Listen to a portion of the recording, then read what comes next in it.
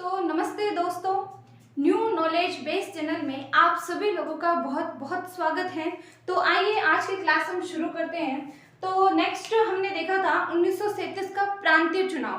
तो प्रांतीय चुनाव में ना कुछ चीजें और भी पूछी जाती हैं जो भी आपको ध्यान रखना है। जैसे कि आज हम थोड़ा प्रांतों के ऊपर डिस्कशन करेंगे। हम ये 11 प्रांत, पहले प्रांतों के नाम देखेंगे, देन वहाँ दल कौन कौन से थे, किसकी पार्टी थी, ठीक है, पार्टी का नाम भी देखेंगे, और उस समय जो है मुख्यमंत्री कौन था। मुख्यमंत्री, आज तो मुख्यमंत्री होते थे, लेकिन पहले आपने हमारी क्लास देखी होगी तो आपको पता है कि हम जो है प्रांतों में चुनाव करवा रहे थे।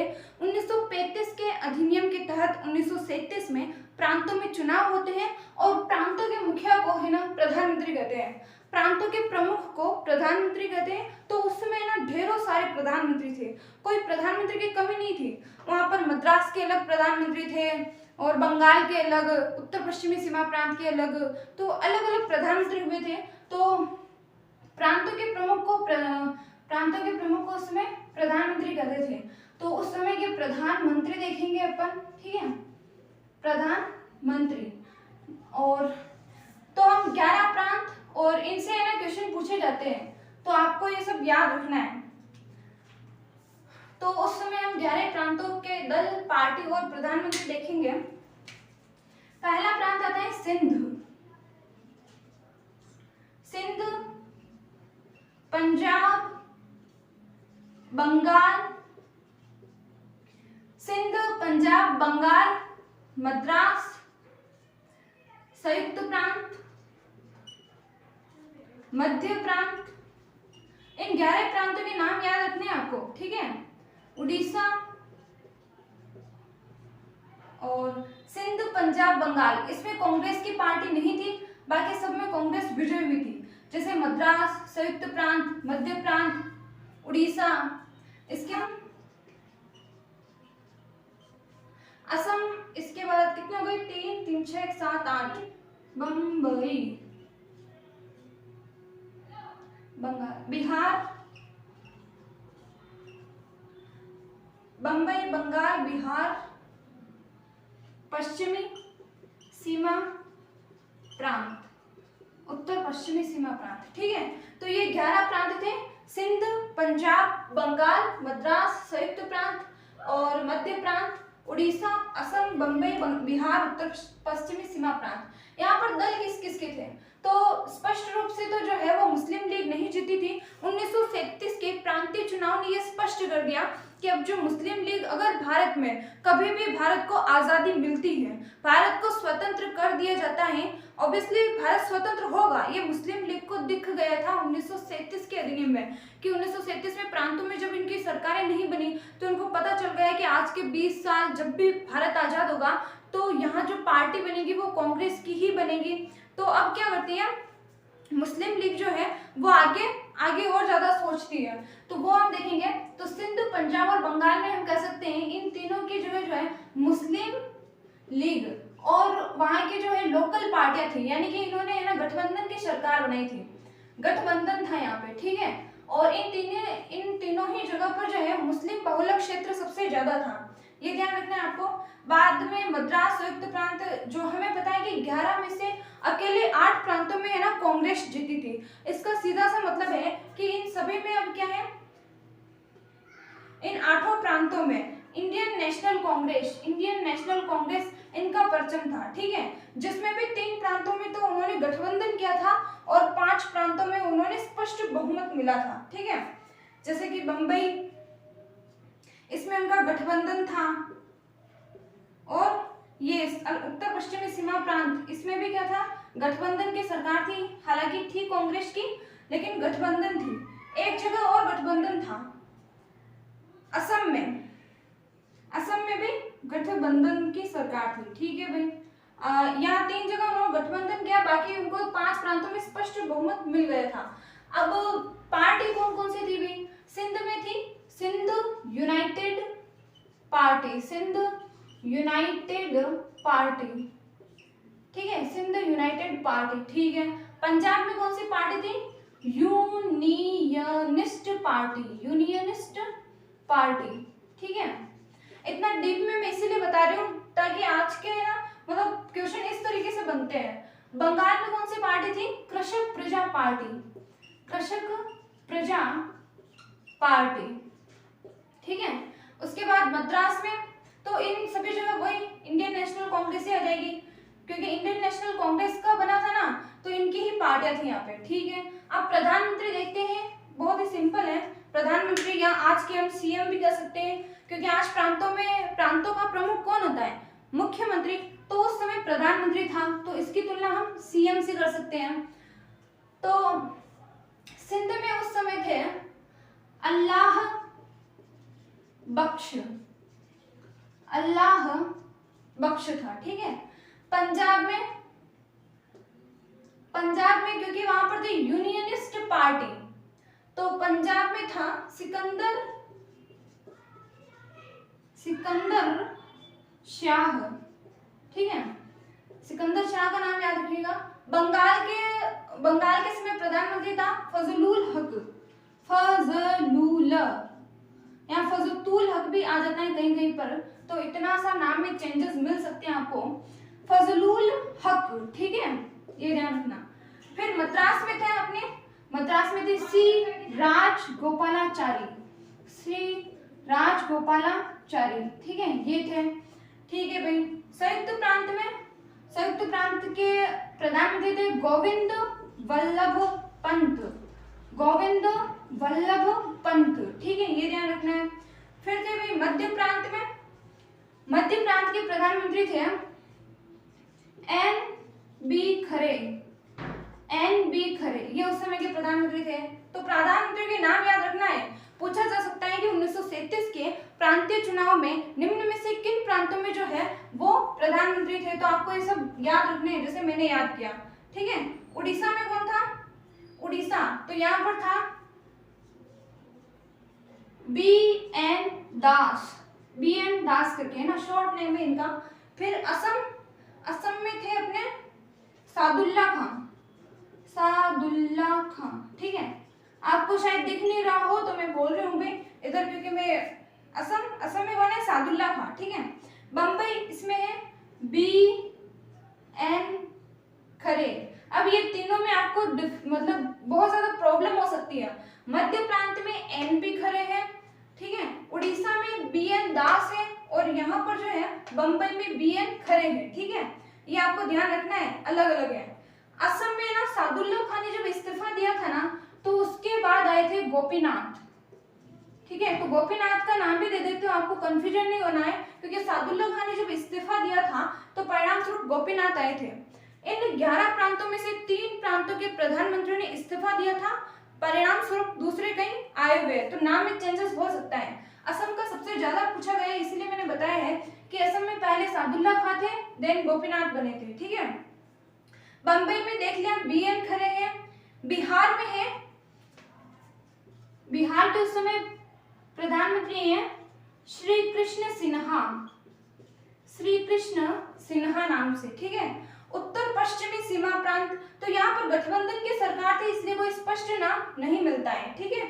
तो ये हमने देखा कि किस प्रकार प्रांतों में उसके दल थे, और यहाँ पर है ना स्पष्ट रूप से मुस्लिम लीग को समझ में आ जाता है कि भविष्य में हमारी कोई सरकार बनने वाली नहीं है। ये तो प्रांतीय चुनाव से रिलेटेड टॉपिक था।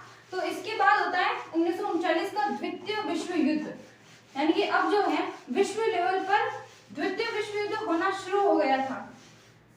आपको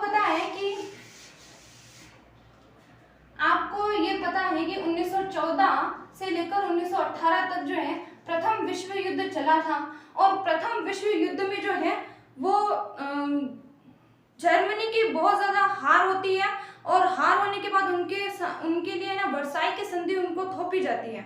जर्मनी पर जब वर्साई की संधि थोपी गई तो इससे जर्मनी की जनसंख्या पर प्रभाव पड़ा, उसका आधा क्षेत्र ले लिया गया। तो कुल मिला के जर्मनी को इतना नीचे धकेला गया कि भविष्य में वो कभी ना विश्व की शक्ति न बन पाए। लेकिन हिटलर जर्मनी का नेता बनता है, और 1939 से द्वितीय विश्व युद्ध की शुरुआत कर देता है। 1 सितंबर 1939 को जो द्वितीय विश्व युद्ध की यानी कि सेकेंड वर्ल्ड वार की शुरू कर देता है। कैसे करता है कि जर्मनी ने सर्वप्रथम है वो पोलैंड पर आक्रमण कर दिया। जर्मनी ने किस पर आक्रमण कर दिया? पोलैंड पर, ठीक है। जब जर्मनी ने पोलैंड पर आक्रमण किया और वर्साई की संधि का धीरे धीरे जो है वो हिटलर उल्लंघन करने लगा, तो इससे क्या हुआ भाई, वायसराय अपने यहाँ पे उस समय भारत के वायसराय थे, भारत के वायसराय लॉर्ड लिनलिथगो वायसराय, तो वायसराय थे लॉर्ड लिनलिथगो, ठीक है। तो ये उस समय भारत का वायसराय था। अब जब देखो हमने प्रांतीय चुनाव पढ़ा, अभी बताया मैंने, तो 1935 के अधिनियम को हमने नहीं माना, यानी कि कांग्रेस ने, मुस्लिम लीग ने, किसी ने नहीं माना। और विडंबना ये है कि फिर भी जब भारतीय संविधान बना तो उसका बेस हम देखते हैं 1935 के अधिनियम के तहत ही लिया गया, लेकिन उस समय इसे नहीं माना गया। मैंने यह भी बताया है कि जिन्ना ने इसे सड़ा गला एक्ट और जवाहरलाल नेहरू ने इसे जो है बिना इंजन की रेलगाड़ी कहा। इसके बाद क्या हुआ कि 1935 के अधिनियम में कहा गया कि प्रांतों को स्वायत्ता है, इसके तहत चुनाव हुए और इसमें कहा गया कि प्रांत अपनी सरकारें बनाएंगे और उसमें जो है गवर्नर हस्तक्षेप नहीं करेंगे, ठीक है। जब कांग्रेस ने 11 में से 8 प्रांतों पर है ना सरकारें बना ली, तो अब जो है 8 प्रांतों पर सरकार बनाने के बावजूद भी 1937 में तो चुनाव हुए थे, ये मैंने पढ़ा है अभी, 1937 में तो चुनाव हुए थे और 1939 में जब द्वितीय विश्व युद्ध की शुरुआत हो गई तो ये अपने वायसराय जो है ना लॉर्ड लिनलिथगो भाई साहब, इन्होंने जो है ना कांग्रेस को पूछा ही नहीं। कम से कम आप जनता को नहीं पूछे तो चलता है, लेकिन जनता द्वारा कुछ प्रतिनिधि चुने गए थे और वो अभी प्रांतों में बैठे थे, तो कांग्रेस को तो पूछना चाहिए था। बड़े प्रांतों में जीत हासिल की थी, 8 प्रांतों में, तो यहाँ जो है कांग्रेस को भी नहीं पूछा जाता है। परिणाम स्वरूप क्या होता है कि द्वितीय विश्व युद्ध में वायसराय लॉर्ड लिनलिथगो ने है ना वो भारत को भी सम्मिलित कर लिया गया। अब ऐसा जब ये घोषणा करते हैं तो इनका फर्क पड़ता है इन अपने कांग्रेसी व्यक्तियों पर, या हम कह सकते हैं उस समय की पार्टी पर। तो उन्होंने कहा कि आपने बिना पूछे हमसे ऐसा क्यों किया कि हमें द्वितीय विश्व युद्ध में शामिल कर लिया, तो इन्होंने है ना इस्तीफा दे दिया।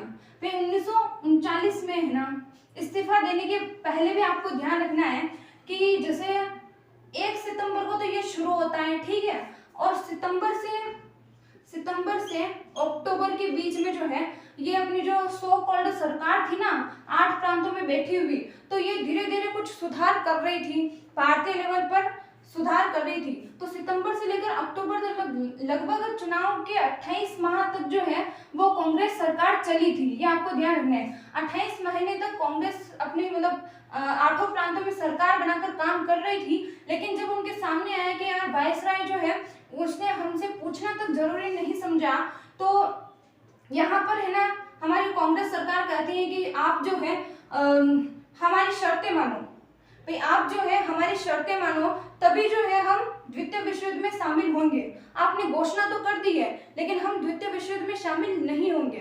तो अब इन्होंने कहा कि बताइए आपकी शर्तें क्या हैं, तो कांग्रेस ने कहा कि हमें जो है हम अंतरिम सरकार का गठन करेंगे। द्वितीय विश्व युद्ध के बाद जो है आप हमारे लिए अंतरिम सरकार का गठन कर देना, अंतरिम सरकार का गठन का प्रावधान रखा है, तो क्या आप अभी मत करो, अभी द्वितीय विश्व युद्ध चलने दो, जीत हार ये बाद की बातें, हम आपका साथ देंगे, बदले में आप हमारे लिए अंतरिम सरकार का गठन करिएगा, ठीक है। अभी जब सितंबर से अक्टूबर में ये कांग्रेस सरकार कह रही है ना, तब तक इन्होंने इस्तीफा नहीं दिया है, इस्तीफा देंगे अक्टूबर के बाद में, एंड में, ठीक है। तो ये मिड सितंबर से लेकर अक्टूबर तक 1 महीने में कह रहे हैं कि भाई अंतरिम सरकार का हमारे लिए गठन कर देना और आप जो है हमारे लिए संविधान सभा का गठन कर देना। हमारे लिए क्या कर देना भाई, संविधान सभा का गठन कर देना, ताकि आपके जाने से पहले संविधान का हम निर्माण कर सके, हम उनके शासन प्रशासन को समझ सके। तो ये अच्छी बातें थी। तो जब ये 2 बातें है ना कांग्रेस ने कहा, तो यहाँ पर जो है ब्रिटेन या लॉर्ड लिनलिथगो, उस समय है ना ब्रिटेन का प्रधानमंत्री था विंस्टन चर्चिल, तो विंस्टन चर्चिल ने इसे अस्वीकार कर दिया। उन्होंने कहा कि हम आपके लिए अंतरिम सरकार का गठन नहीं करेंगे और हम आपके लिए संविधान सभा का भी गठन नहीं करेंगे। तो कांग्रेस परेशान, कांग्रेस ने कहा कि आप अगर ये नहीं करते हो तो हम जो है अक्टूबर अंत में है ना 1939 में इन्होंने 8 प्रांतों से इस्तीफा दे दिया। अब जब यहाँ पर 8 प्रांतों से कांग्रेस ने इस्तीफा दे दिया, तो आलोचकों का कहना है कि यही कांग्रेस ने गलत किया। भाई 8 प्रांतों से उसे इस्तीफा नहीं देना चाहिए था। अब उन्होंने क्या गलती की ये भी आपको आगे समझ में आएगा। तो अक्टूबर 1939 में जब इन्होंने इस्तीफा दे दिया ना, तो यहाँ पर मुस्लिम लीग को समझिएगा, मुस्लिम लीग जो है वो मुक्ति दिवस मना रही है, मुस्लिम लीग। अब उसने मुक्ति दिवस मनाना शुरू कर दिया। अक्टूबर में इस्तीफा दिया, 2 महीने बाद दिसंबर 22 दिसंबर 1939 को मुस्लिम लीग ने मुक्ति दिवस मनाया। इसी को धन्यवाद दिवस भी कहते हैं। मुस्लिम लीग फाइनली उसे प्रांतों में तो अपना जो स्तर है उसे समझ में आ गया था कि हम किस लेवल तक हैं। तो इसमें है ना उन्होंने जितने भी 3 प्रांतों में तो सरकारें थी, तो 3 प्रांतों में ही अपनी सरकार चलाती रही। इसके बाद देखना, इसके बाद क्या होता है कि 22 दिसंबर 1939 को जब इन्होंने मुक्ति दिवस या धन्यवाद दिवस मनाया, तो इसके बाद इन्होंने लाहौर में अधिवेशन किया। कांग्रेस के भी अधिवेशन होते थे और मुस्लिम लीग के भी अधिवेशन होते थे, ठीक है। तो मुस्लिम लीग ने जब लाहौर में अधिवेशन किया था ना, तो कब किया इन्होंने, मार्च में, 23 मार्च 1940 को, ठीक है। 23 मार्च 1940 को जो है मुस्लिम लीग एक लाहौर में अधिवेशन करती है और ये कहती है कि हम जो है द्विराष्ट्र सिद्धांत का प्रतिपादन किया। लाहौर में द्विराष्ट्र सिद्धांत अब जो है वो मुस्लिम लीग दे देती है। ये इसने कहा कि अब हम जो है द्विराष्ट्र 2 राष्ट्र बनाएंगे, ठीक है। मुस्लिम लीग का ये रवैया था। अब देखना, अब आप इनको चीजों को अच्छे से समझना कि एक तरफ विश्व युद्ध में क्या हो रहा था और दूसरी तरफ भारत में कैसा माहौल था, ठीक है। तो यहाँ पर देखिए 1939 का द्वितीय विश्व युद्ध हो रहा है।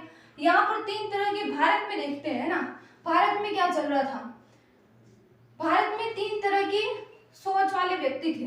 भारत में 3 तरह की सोच वाले व्यक्ति थे।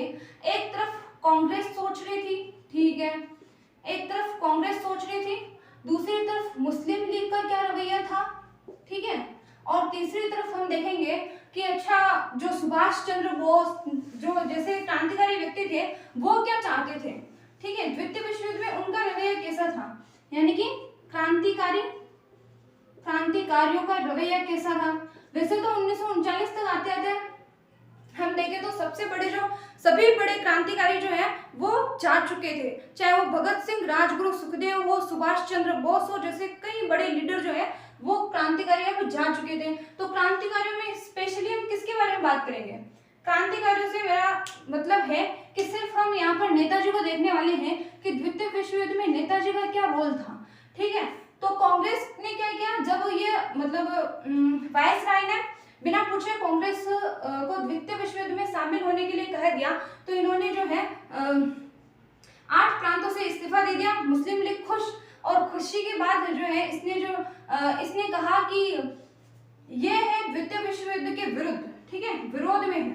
फिर कांग्रेस कह रही है कि हम अंग्रेजों का साथ नहीं देंगे, लेकिन इन्होंने ये भी कहा कि जब जर्मनी ने पोलैंड पर आक्रमण किया था ना, तो कांग्रेस कहती है कि इस तरीके से जब जर्मनी ने पोलैंड पर आक्रमण किया तो ये गलत है, ऐसा कांग्रेस ने कहा था कि हालांकि जर्मनी ने गलत किया है लेकिन हम उसका विरोध तो करते ही है, लेकिन अंग्रेजों का समर्थन नहीं करते।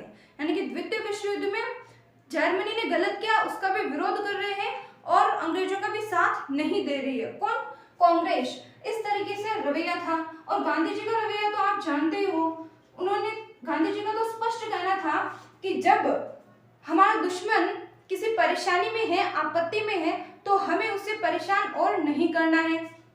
तो ये इस तरीके से रवैया था। मुस्लिम लीग कह रही है कि यही मौका है, भाई हम प्रांतों में चुनाव जीत नहीं सके, ऐसा क्या करें कि अब जो है अंग्रेज हमसे जुड़े, हमारे साथ मेल मिलाप करें, हमारे हितों का ध्यान रखें, क्योंकि कांग्रेस अब सत्ता से तो जा चुकी थी और कांग्रेस जब सत्ता से गई थी ना, तो अंग्रेजों ने उन्हीं 8 प्रांतों में फिर से गवर्नर की नियुक्ति कर दी। भाई अंग्रेजों का क्या जाना था, अंग्रेजों का तो उसने गवर्नर की भी प्रांत खाली तो नहीं रहेंगे, तो गवर्नर को बिठा दिया गया, ठीक है। अब यहाँ पर मुस्लिम लीग क्या करती है कि इसने जो है ये उसके पक्ष में थी, जैसे कि ये विरोध में थी ना, इन्होंने कहा कि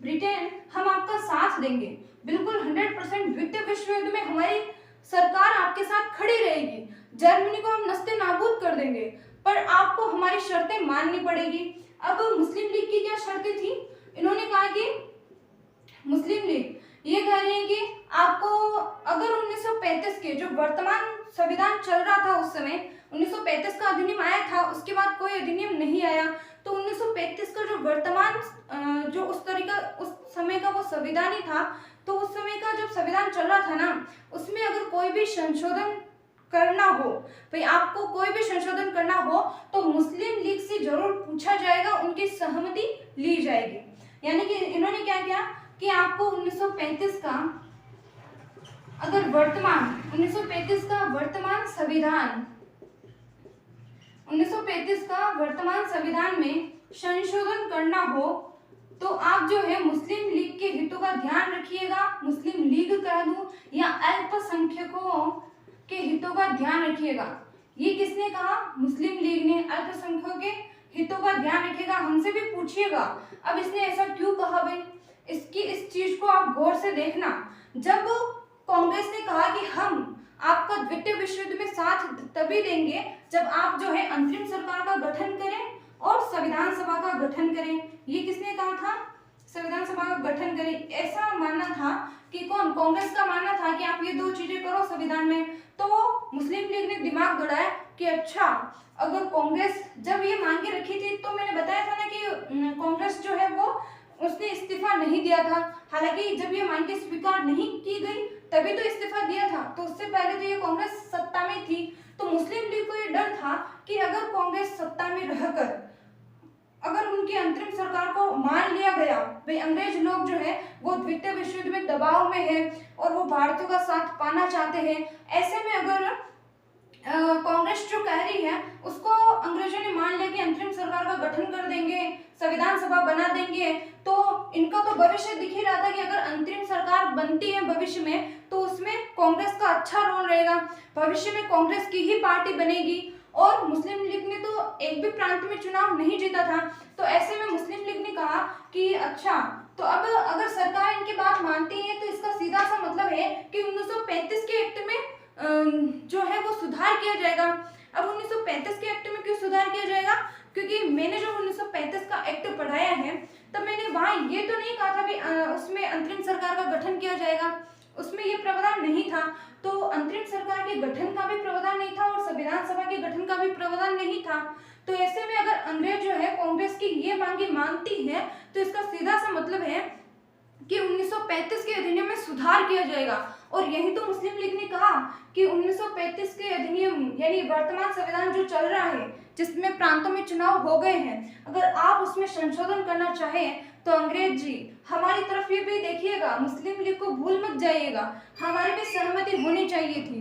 तो ऐसे में अंग्रेज तो बहुत ज्यादा खुश थे कि मुस्लिम लीग उनका साथ दे रही थी। और इसी कारण तो हम हर अधिनियम मैंने पढ़ाया उसमें मैंने यही कहा होगा कि देशी रियासतों की मर्जी है कि वो इसमें शामिल होना चाहिए नहीं होना चाहिए। आगे में भी हम जितना भी पढ़ेंगे, जैसे कि हम क्रिप्स प्रस्ताव देखेंगे, हम जो है अगस्त प्रस्ताव देखेंगे, पहला अगस्त प्रस्ताव और बाद में क्रिप्स प्रस्ताव, तो ये देखेंगे और कैबिनेट मिशन देखेंगे तो उसमें स्पष्ट कहा जाएगा कि अगर देशी रियासतें चाहती हैं इसमें मिलना तो मिले, अन्यथा वो न मिले वो भी चलेगा। अगर देशी रियासतें और प्रांत चाहते हैं कि अखिल भारतीय संघ बने तो बनिएगा, अगर नहीं चाहते तो वो उनसे अलग भी हो सकते हैं। अलग हो सकते का सीधा सा मतलब क्या था कि मुस्लिम लीग चाहे तो मुस्लिम लीग जो है अलग हो सकती है, मुस्लिम लीग चाहे तो पाकिस्तान की मांग कर सकती है। तो इस प्रकार से है, इस तरीके से ये चल रहा था। ठीक है, अब इधर क्रांतिकारियों का क्या रवैया था? अब वो मुस्लिम लीग को ये रोकते हैं, इन्होंने अपना पेश कर दिया दावा और इन्होंने अंत तक जो है इनकी दूरदृष्टि सोच ये कहती है कि पाकिस्तान का निर्माण तो होकर रहेगा, यही था।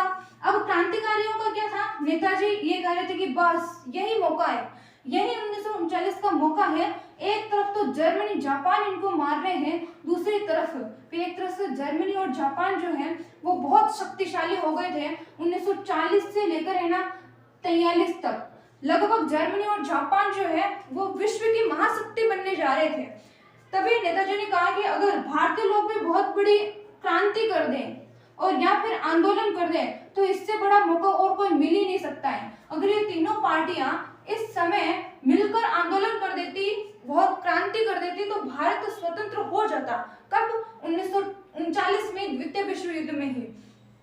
लेकिन एकता के अभाव था। इधर जो कांग्रेस थी, इनका विचार था कि हम जो है तटस्थ रहेंगे, हम विरोध नहीं करेंगे, वे दुश्मन अभी संकट में है। तो ये महात्मा गांधी की फिलोसॉफी थी। मुस्लिम लीग अपने अपने हित में साधने में लगे थे। वे ये तो कभी भी देखते थे कि जो है कांग्रेस हमसे आगे ना निकल जाए, तो इस तरीके से हित साधते रहे। अब बेचारे नेताजी क्या करते हैं, नेताजी ने कहा कि ठीक है, हमारे विचार दूसरों से नहीं मिलते, कोई दिक्कत नहीं, हम जो है जर्मनी और जापान जाएंगे, उनकी सहायता लेंगे और हम जो है अपने आजाद हिंद फौज को फिर गठित करेंगे और उसके तहत जो है हम आंदोलन करेंगे, हम ब्रिटिश वासियों को भगाएंगे। तो उनके स्तर पर उन्होंने भी बहुत अच्छा प्रयास किया और परिणाम स्वरूप नेताजी को नेताजी की उपाधि जो है वो वहीं से मिली। ठीक है, तो इतनी सारी बातें आपको पता चल गई। इसके बाद क्या होता है कि इसके बाद हम देखते हैं 1939 में जब भारत में ये सब चल रहा था ना, तो कांग्रेस ने इस्तीफा दे दिया। कांग्रेस सोची कि करे क्या, अब भाई आगे करे क्या, हमने तो इस्तीफा दे ही दिया, हाथ पे हाथ रखकर तो नहीं बैठ सकते। तो कांग्रेस का एक अधिवेशन हुआ था, कांग्रेस का एक अधिवेशन हुआ है 1940 में। ठीक है, दो बातें 1940 में आप ध्यान रखिएगा। एक तो मुस्लिम लीग जो है वो लाहौर में अधिवेशन करती है और लाहौर में अधिवेशन के दौरान वो कहते हैं कि हमें जो है अब द्विराष्ट्र सिद्धांत चाहिए, हम एक राष्ट्र में नहीं रह सकते हैं, हमें द्विराष्ट्र चाहिए।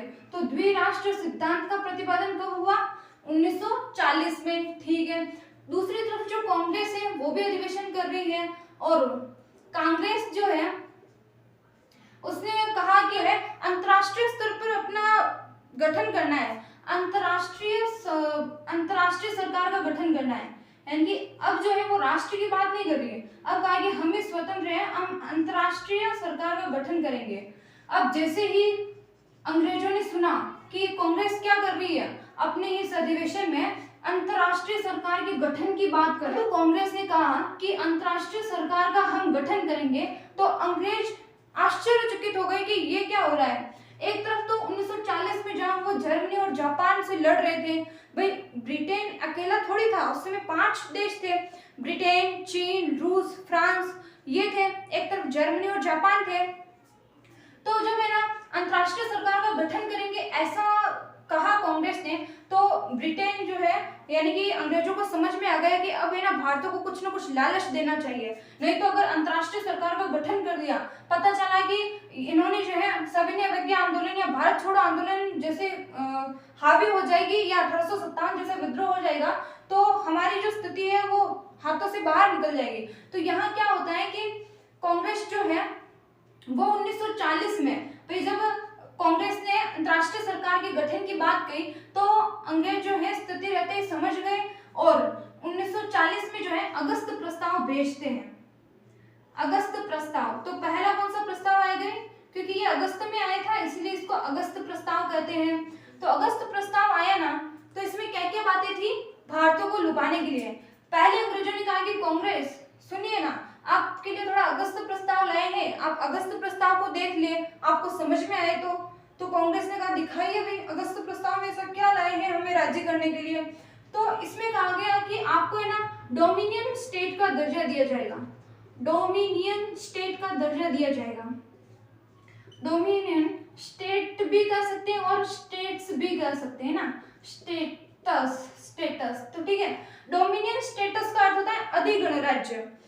अधिगण राज्य यानी कि आपकी हेड ऑफ द तो महारानी रहेगी, यानी कि आपकी जो ऊंचे मतलब आपकी सरकार के ऊपर ब्रिटेन की महारानी या जो राजा उस समय रहेगा वही रहेंगे, लेकिन आपको अंदर ही अंदर क्या है, आपको स्वतंत्रता है।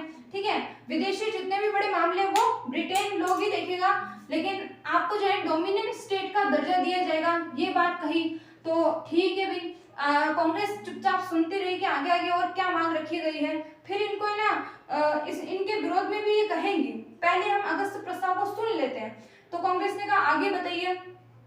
अगस्त प्रस्ताव में कहा कि आपको डोमिनियन स्टेट देने के बाद जो है, अगर आपके जो वायसराय है ना, वायसराय की कार्यकारिणी, तो वायसराय की कार्यकारिणी में भारतीय लोगों को और सम्मिलित कर लेंगे, अच्छा लाभ दे रही है ये कि वायसराय की कार्यकारिणी में भारतीय लोगों को और शामिल कर लेंगे ताकि भारतीय लोग भी जो है यानी कि इनकी संख्या बढ़ाई जाएगी, ठीक है, संख्या की बढ़ोतरी। तो वायसराय की कार्यकारिणी में संख्या को बढ़ोतरी करके ये जो है भारतीयों को लुभाना चाहते हैं। तो देखते हैं भाई, इन्होंने कहा ठीक है और सुनाइए। तो इन्होंने कहा कि द्वितीय विश्व युद्ध जो है ना, सेकेंड वर्ल्ड वॉर, तो ये जब समाप्त हो जाएगी ना तब यानी कि द्वितीय विश्व युद्ध के बाद, द्वितीय विश्व युद्ध के बाद जो है आपके लिए संविधान सभा का गठन कर देंगे, संविधान सभा का गठन कर देंगे। अब इन्होंने कहा ठीक है भाई और सुनाइए और क्या लाए हो। तो उन्होंने कहा कि अभी तो हम 3 ही लाए हैं, आपको मनवाने के लिए 3 ही लाए हैं कि हम डोमिनेंट स्टेट का दर्जा दे देंगे, वायसराय की कार्यकारिणी में भारतीयों की संख्या बढ़ा देंगे और सेकेंड वर्ल्ड वॉर के बाद जो है संविधान सभा का गठन कर देंगे। अब उन्होंने कहा कि ठीक है, अगस्त प्रस्ताव को कहा कि ठीक है, अब आपका हमने सुन लिया, अब आप हमारा सुनिएगा। तो कांग्रेस ने कहा कि आप किस डोमिनेंट स्टेट के लिए बात कर रहे हो, आप किस डोमिनेंट स्टेट यानी अधिक गणराज्य या उत्तरदायी शासन देने की कोशिश कर रहे हो। हम इस डोमिनेंट स्टेट को मांगा कब, हमने 1928 में मांगा था, याद करो नेहरू रिपोर्ट में, हम 1928 में मांगे, आप 1940 में, 12 साल बाद आप जो है इसकी बात कर रहे हो जिसको हम सिरे से नकार चुके हैं। उसके बाद तो 1929 में भी हमने क्या किया, 1929 में हमने पूर्ण स्वराज की घोषणा कर दी और अब आप हमें डोमिनेंट स्टेट दे रहे हो। और उन्होंने आगे कहा कि अब अगर हम डोमिनेंट स्टेट मान भी लेते हैं तो ये एक तरह से भारत की बेइज्जती हो गई, क्योंकि 1940 तक हमारे इतने बड़े बड़े लीडर भगत सिंह, राजगुरु, सुखदेव, सुभाष चंद्र बोस और नेताजी जैसे लोग जो हैं वो इतने मतलब काफी सारे क्रांतिकारी क्या है खत्म हो चुके थे, शहीद हो चुके थे। इनके बाद डोमिनेंट स्टेट का लेना सीधा सीधा हमारे लिए क्या था, एक कलंक था। तो इस वजह से डोमिनेंट स्टेट को तो हम नहीं मानते, इसको नकार दिया। आप कह रहे हो, फिर कांग्रेस ने कहा कि आप कह रहे हो कि आप वायसराय की कार्यकारिणी में हमारे भारतीय सदस्यों को बढ़ा देंगे। तो हमें पता है कि वायसराय जो है कितना होशियार है, आपने वायसराय को वीटो पावर दे रखी है, पहली बात कि इससे आगे तो कोई हो ही नहीं सकता। वीटो यानी निशेषाधिकार, अगर कार्यकारिणी कोई भी प्रस्ताव पारित करती है, वायसराय को अच्छा नहीं लगता है तो वो वीटो प्रयोग कर लेती है। और आप किन भारतीय सदस्यों की बात कर रहे हो, वही देसी रियासत के चाटुकार वही तो होंगे, इसमें कोई भारतीय निर्वाचित व्यक्ति थोड़ी होगा। तो उन्होंने कहा कि हम ये भी नहीं मानते। और द्वितीय आप किस बात में उन्होंने जो थर्ड कहा था कि सेकंड वर्ल्ड वॉर के बाद संविधान सभा गठित कर देंगे, तो कांग्रेस ने कहा कि अच्छा आपकी जबान का क्या भरोसा कि सेकंड वर्ल्ड वॉर के बाद जो है आप संविधान सभा का गठन कर दोगे। पता चला कि आप मुकर गए तो आपकी जबान का क्या भरोसा। आप तो आए भी 1600 ईस्वी में व्यापार करने, उसके बाद आपने राजनीतिक हस्तक्षेप किया ना, तो ये बात भी हम नहीं मानते। तो इन्होंने कहा कि अगस्त प्रस्ताव, तुम जिस ट्रेन से आए हो ना उसी ट्रेन से चले जाओ, फिर से आपकी दाल यहाँ गलने वाली नहीं है। तो फिर अगस्त प्रस्ताव के विरोध में कांग्रेस बैठी तो नहीं रही, कांग्रेस ने किया व्यक्तिगत सत्याग्रह। कांग्रेस ने इसके जवाब में कार्यवाही की व्यक्तिगत सत्याग्रह, ठीक है भाई। अब ये व्यक्तिगत सत्याग्रही जो है सत्याग्रह, ये भारतीय लेवल पर बड़े स्तर पर नहीं हुआ, यानी व्यक्तिगत जो सत्याग्रही है वो महात्मा गांधी ने बड़े स्तर पर नहीं किया, क्योंकि महात्मा गांधी का मानना था कि जब दुश्मन परेशानी में हो ना, 1940 तक इनकी यही तो सोच थी कि जब दुश्मन परेशानी में है, दिक्कत में है, तो हमें क्या है ज्यादा उनको परेशान नहीं करना है, लेकिन हमें ये उन्हें बताना भी है कि हम जो है आपके इन अगस्त प्रस्तावों से ये जो सुधार कर रहे हो या जो भी काम तुम कर रहे हो उससे हम सहमत नहीं है, ठीक है। तो इसके लिए व्यक्तिगत सत्याग्रह किया जाता है और ये व्यक्तिगत सत्याग्रह महाराष्ट्र में होता है। महाराष्ट्र का एक आश्रम है पवनार, तो पवनार आश्रम से इसकी शुरुआत की जाती है और व्यक्तिगत सत्याग्रही चुने जाएंगे। ये जो है महात्मा गांधी ने कहा, ये नहीं कि सविनय अवज्ञा आंदोलन या जितने भी बड़े आंदोलन हुए थे ना, तो 1940 से पहले 1930 का सविनय अवज्ञा आंदोलन हो चुका था, असहयोग आंदोलन भी भारी मात्रा में हुआ था, तो भारी संख्या ऐसा नहीं कि व्यक्तिगत सत्याग्रही में भी इतने बड़े लेवल पर कर दिया जाए कि अंग्रेज परेशान हो जाए। इसीलिए महात्मा गांधी ने कहा कि मैं खुद चुनूंगा व्यक्तिगत सत्याग्रह में कौन कौन से व्यक्ति होंगे, ठीक है। तो इन्होंने चुना, पहले व्यक्तिगत सत्याग्रही थे विनोबा भावे, ठीक है, पहले व्यक्तिगत सत्याग्रही थे विनोबा भावे और दूसरे थे जवाहरलाल नेहरू, ठीक है। कौन थे दूसरे? जवाहरलाल नेहरू, ठीक है। तो ये व्यक्तिगत सत्याग्रह चुने गए, छोटे स्तर पर ही था, लेकिन इन्होंने अपना विरोध प्रदर्शन किया। ठीक है, उसके बाद क्या हुआ, उसके बाद भी और समझिएगा, कहानी अभी खत्म नहीं हुई, अभी तो अगस्त प्रस्ताव आया है, हमें कृप्स प्रस्ताव भी तो लाना है। तो आइए कृप्स प्रस्ताव लाते हैं। उससे पहले देख लेते हैं कि ये तो मैंने भारत में परिस्थितियां बताई, हमने सेकेंड वर्ल्ड वॉर तो छोड़ दिया, अब चलो सेकेंड वर्ल्ड वॉर लाते हैं भी। और हम कहाँ आ गए, 1940। तो देखना 1940 से लेकर 43 तक परिस्थितियां इतनी अच्छी थी ना वर्ल्ड में, कि ये दिख रहा था कि भाई जर्मनी और जापान जीतेगा। जो 5 महाशक्तियां थी, ब्रिटेन, रूस, फ्रांस, चीन, ठीक है, और अमेरिका, ये 5 शक्तियां को भी डर था कहीं ना कहीं कि भविष्य में ना जर्मनी और जापान ये सबसे बड़े देश होंगे, पावरफुल शक्ति होंगी। क्योंकि अब जो है समझ करो ये भारत है, ठीक है, अच्छा तो नहीं है लेकिन समझ लेना है ना। ये इस तरीके से भारत है, और भारत के इधर जो है आपको पता है म्यांमार है, तो म्यांमार के फिर इधर ही जापान, जर्मनी, इस तरीके से है। तो जापान आक्रमण करते करते रंगून तक पहुंच गया था। फिर रंगून वर्तमान में कहाँ पड़ता है, रंगून म्यांमार में पड़ता है। रंगून तक जब जापान पहुंच गया था तो इसका सीधा सा मतलब है कि अब अगला जो नंबर है वो भारत का आने वाला था। तो यहाँ पर मलाया, सिंगापुर, ये सब जो है कब्जा कर जापान रंगून तक आ गया था, और अगला टारगेट था कि भारत, अब भारत जाएगा। तो ऐसे में क्या हुआ कि अब इंटरनेशनल दबाव पड़ा। इंटरनेशनल दबाव पड़ा किस पर, ब्रिटेन पर, ब्रिटेन के विंस्टन चर्चिल पर। अब अमेरिका, चीन और रूस, इनके राष्ट्रपति या प्रधानमंत्री जो भी सत्ता में रहे होंगे, उन्होंने कहा था कि आप साम दाम दंड भेद का प्रयोग करके किसी भी तरीके से आप भारतीयों को बहलाइए, फुसलाइए, या आजादी का वादा करिए, या आपसे जो बन पड़े आप करिए, लेकिन अब जो है भारतीयों को सम्मिलित होना बहुत जरूरी है। अगर अब भारतीय आपको साथ नहीं देते हैं तो इसका मतलब है कि जापान, जर्मनी आ जाएंगे, विदेशी ताकतें यहाँ पर हावी हो जाएगी, और ब्रिटेन को अपना बोरिया बिस्तर बांधकर अपने देश को ढूंढना पड़ेगा। तो ऐसे में ठीक है, ऐसे में दबाव में जो है ना 1942 में ट्रिप्स प्रस्ताव आता है, ठीक है। और 1942 में जब ट्रिप्स प्रस्ताव आया था ना, तो भाई अब ब्रिटेन की जरूरत थी, अंग्रेजों की जरूरत थी भारतीयों को शामिल करने के लिए। तो ये ट्रिप्स प्रस्ताव इतना तेज आया, इतना फास्ट काम किया ना, जिसकी कोई हद नहीं, ठीक है। ट्रिप्स मिशन, ठीक है, ट्रिप्स प्रस्ताव भी कर दो, ठीक है। तो ये कब आया, ये आया था 1942 में। अब ट्रिप्स मिशन आया, इसके जो ये ट्रिप्स को ही क्यों चुना गया भाई, सर स्टेफर्ड क्रिप्स इसका नाम था, सर स्टेफर्ड क्रिप्स, ये ब्रिटेन के मंत्री थे, ठीक है। अब क्रिप्स मिशन आया और इन्होंने वही प्रावधान लाए जो कि अगस्त प्रस्ताव में थे, थोड़े बहुत संशोधन करके लाए कि किसी भी तरह ना भारतीयों को राज्य किया जाए। अब वो देखना, ये है मार्च में तो गठित हुआ ही था, आप देख लो कि मार्च 13 मार्च को ये मतलब घोषणा की कि भी क्रिप्स मिशन आएगा, और सर स्टेफर्ड क्रिप्स जो है 23 मार्च को भारत पधार भी गए, यानी कि एक ही महीने में इतनी फुर्ती से काम हो रहा है, देख लो।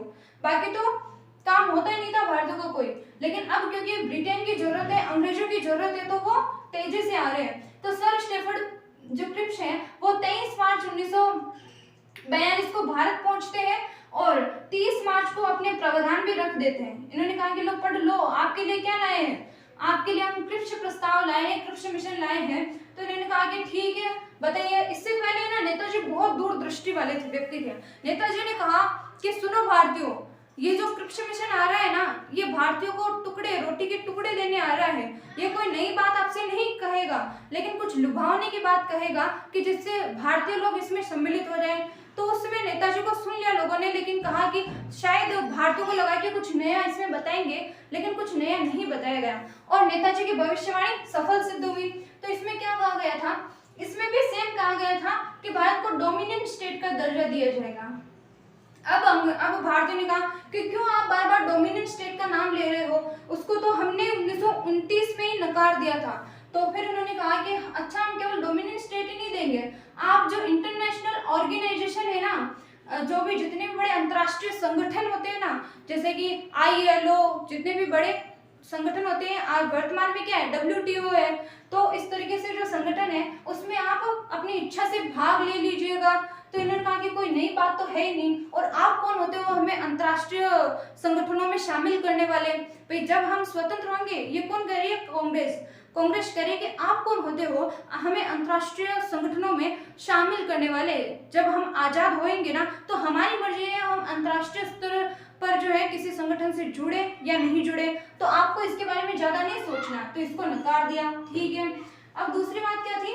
वही वायसराय की कार्यकारिणी में आपको सदस्य मतलब आपके भारतीयों की सदस्य संख्या बढ़ा देंगे। उन्होंने कहा कि क्यों आप बार बार ऐसी बात कर रहे हो, हम इनको जो है अगस्त प्रस्ताव में ही नकार चुके हैं। ठीक है, तो वायसराय की कार्यकारिणी वाली भी नहीं मानी। और इसमें कहा गया कि आपके लिए जो है ना संविधान सभा गठित की जाएगी।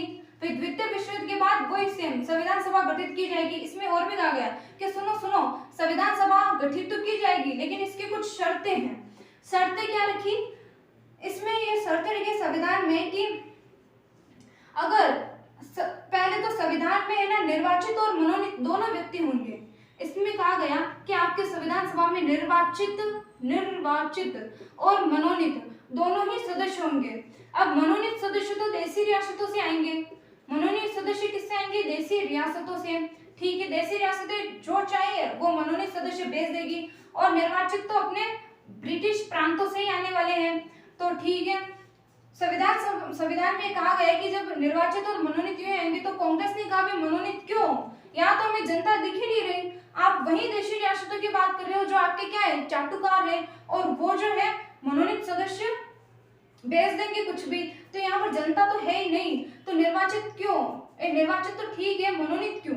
ठीक है, तो ऐसा कहा। ठीक, इसने कहा कि बात ठीक है, फिर भी देख लेते हैं। फिर आपने संविधान सभा का गठन करने की बात कही, लेकिन द्वितीय विश्व युद्ध के बाद, तो इसका क्या मतलब कि आप हर प्रस्ताव में कहते हो द्वितीय विश्व युद्ध के बाद, द्वितीय विश्व युद्ध के बाद, ऐसा क्यों? ठीक है, आपकी जबान का क्या भरोसा, आप आज कुछ कहते हो कल कुछ कहते हो, आपकी जबान क्या कीमत तो नहीं है। वो ब्रिटेन के लिए कहा गया था। ठीक है, तो इसके बाद और क्या कहा गया? क्रिप्शन मिशन ने कहा कि मैं इतना दूर से आया हूँ और सुन लो थोड़ा बहुत, तो उन्होंने कहा कि ठीक है बोलो। तो इसमें कहा गया कि आप में जो मतलब आपके ब्रिटिश प्रांतों और देशी रियासतों में जो भी संविधान बनेगा, तो अगर उससे कोई प्रांत या कोई देशी रियासत मतलब जो है सम्मिलित नहीं होना चाहिए, या कोई प्रांत और देशी रियासत जो है वो किसी संविधान से खुश नहीं है, तो वो अपना अलग संविधान बना सकता है। तो ऐसे में जो है इन्होंने देखा कि क्यों ऐसा क्यों भाई आप यूं क्यों कह रहे हो कि कोई अगर प्रांत या देशी रियासत सम्मिलित नहीं होना चाहिए तो वो अपना अलग संविधान बना सकती है। इसका सीधा सा मतलब तो ये हुआ कि आप भारत के ढेरों संविधान बना दोगे, इतने सारे संविधान बना दोगे कि कल भविष्य में एक भी संविधान सही रूप से कार्य नहीं कर पाएगा। सपोज करो जम्मू रियासत हमें सम्मिलित नहीं होना चाहती है, तो वो या फिर जम्मू रियासत को अपना संविधान पसंद नहीं आया तो वो अलग संविधान बना लेगी। भाई देश में 565 रियासतें थी, 565 और 600 के बीच में थी, तो ऐसे में जरूरी नहीं कि हर एक रियासत को संविधान पसंद आए, नहीं आएगा तो वो अपना अलग संविधान बना लेगा। ऐसे में तो भविष्य में कोई संविधान सफल हो ही नहीं पाएगा, या जो है ढेरों संविधान बन जाएंगे। तो ऐसे में भी ना ये अंग्रेज जो है कुल मिला के बंटवारा ही इनको सूझता था। ये भारत के बंटवारे के बाद भी इस तरीके से बैठे बैठे कह दिए थे जिसे इनको कोई फर्क पड़ने वाला नहीं था। तो इस प्रकार की इनकी नीयत थी, है ना। तो ये क्रिप्शन मिशन भी जो है असफल हो जाता है, और इसके बाद हम देखते हैं क्रिप्शन मिशन के बाद कैबिनेट मिशन कैसे आता है। तो आज के लिए इतना ही। अच्छा लगा हो तो लाइक शेयर सब्सक्राइब करें। धन्यवाद।